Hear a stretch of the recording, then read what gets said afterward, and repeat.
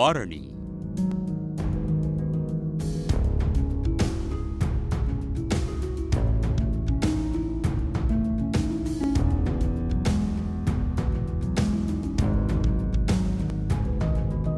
பட்டுச் சேலைக்கும் அரிசி ஆலைகளுக்கும் பெயர் பெற்ற தொகுதி.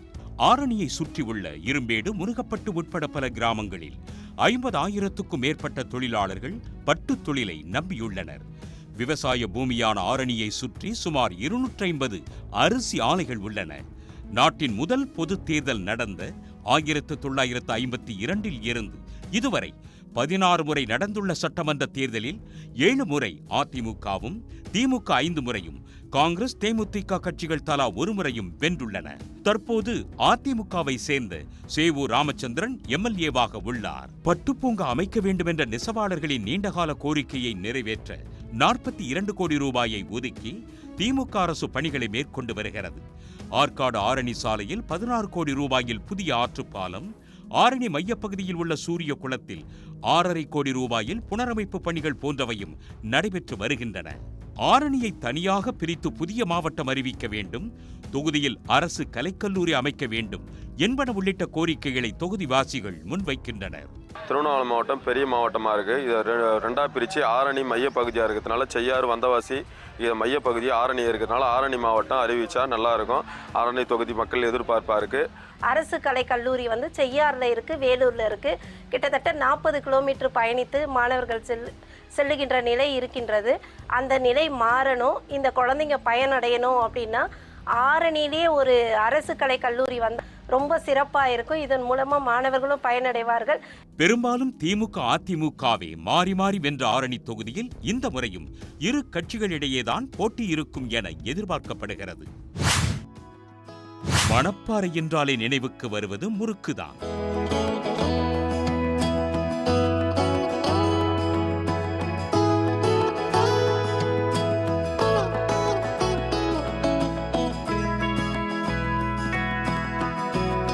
பால் சார்ந்த தொழில்களுக்கும் மாட்டு சந்தைக்கும் கூட பெயர் போனது இந்த தொகுதி.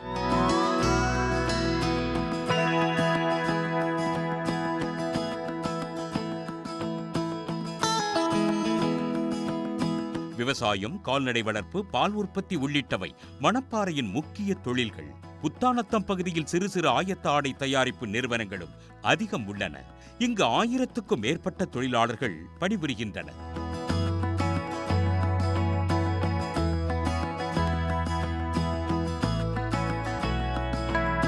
முன்பு மருங்காபுரியாக இருந்த தொகுதி 2009ஆம் ஆண்டு தொகுதி மறுசீரமைப்பின் போது மணப்பாறையாக மாறியது. 2011, 2016 ஆகிய தேர்தல்களில் அதிமுக வென்ற இத்தொகுதியில் 2021 உதயசூரியன் சின்னத்தில் போட்டியிட்ட மனிதநேய மக்கள் கட்சியின் அப்துல் சமது வென்று எம்எல்ஏவானார்.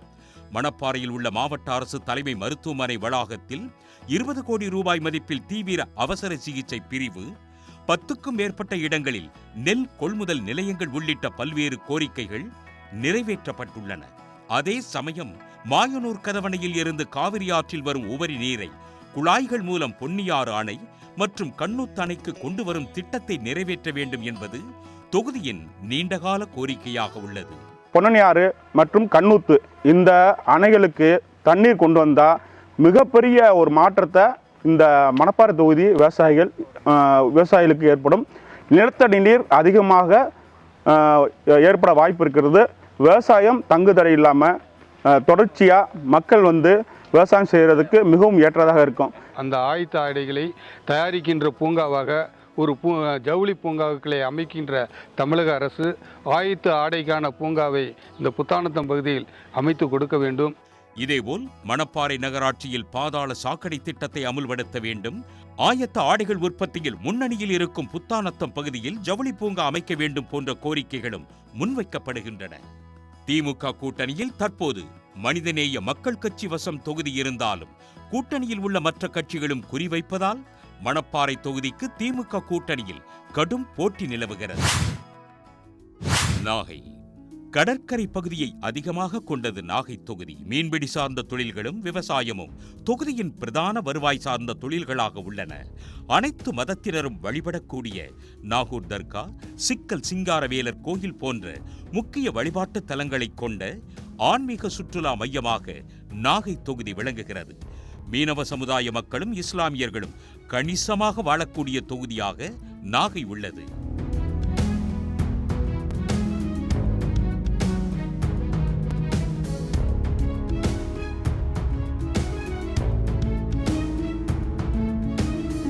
நாகை தொகுதியில் 2011 தேர்தலில் அதிமுகவும் 2016ஆம் ஆண்டு தேர்தலில் அதிமுக கூட்டணியில் இருந்த தமிமுன் அன்சாரியும் கடந்த தேர்தலில் விசிகாவின் ஆளூர் ஷா நவாஸும் வெற்றி பெற்றனர். ஒரு காலத்தில் துறைமுக நகரமாக விளங்கிய நாகை தற்போது தொழிற்சாலைகள் இல்லாத மாவட்டமாக மாறியுள்ளது.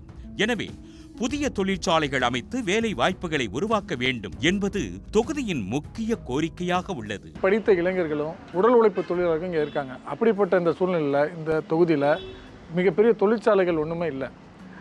டைட்டில் பார்க் கொண்டு வந்திருக்காங்க, அது வேலை நடந்துகிட்டு இருக்கு. ஆனால் பெரிய தொழில் உற்பத்திக்கான எந்த விதமான தொழிற்சாலையும் இந்த இதில் இல்லை. அதனால் இந்த தொகுதியை முன்னேற்றணும்னா மிகப்பெரிய தொழிற்சாலைகளை இந்த தொகுதியில் அமைச்சு இந்த பகுதியில் உள்ள மக்களுக்கு வேலைவாய்ப்பு ஏற்படுத்தினா அந்த பகுதி முன்னேற்ற அடைய தான். வங்கிகளில் வாங்கிய கடனை அடைக்க முடியாமல் தவிக்கும் மீனவர்களின் கடனை அரசு தள்ளுபடி செய்ய வேண்டும், வேளாண் பொருட்களை மதிப்பு கூட்டி விற்பனை செய்யும் வகையில் உணவு பூங்கா அமைக்க வேண்டும் உள்ளிட்ட கோரிக்கைகளும் முன்வைக்கப்படுகின்றன. நிறைய கால்நடைகள் இருக்கு, அதுக்கு ஒரு விற்பனை முனையம் இருக்கா, அது கேட்டால் கிடையாது. அதனால கால்நடை சந்தை நாகப்பட்டினம் சட்டமன்ற தொகுதியில் அமையணும். விவசாயிகள் உற்பத்தி செய்யக்கூடிய பொருட்களை மதிப்பு கூட்டி விற்பனை செய்யக்கூடிய வகையில் ஒரு உணவு பூங்கா நாகப்பட்டினம் மாவட்டத்தில் அமைஞ்சா அந்த நாகப்பட்டினம் மாவட்டத்தில் விவசாயிகளுக்கு மிகப்பெரிய ஊக்கமாக இருக்கும். இதேபோல் தமிழ்நாட்டின் மற்ற தொகுதிகளின் நிலவரங்கள், அந்த தொகுதி மக்களின் கோரிக்கைகள் தொடர்பாக வேறு ஒரு தொகுப்பில் பார்க்கலாம்.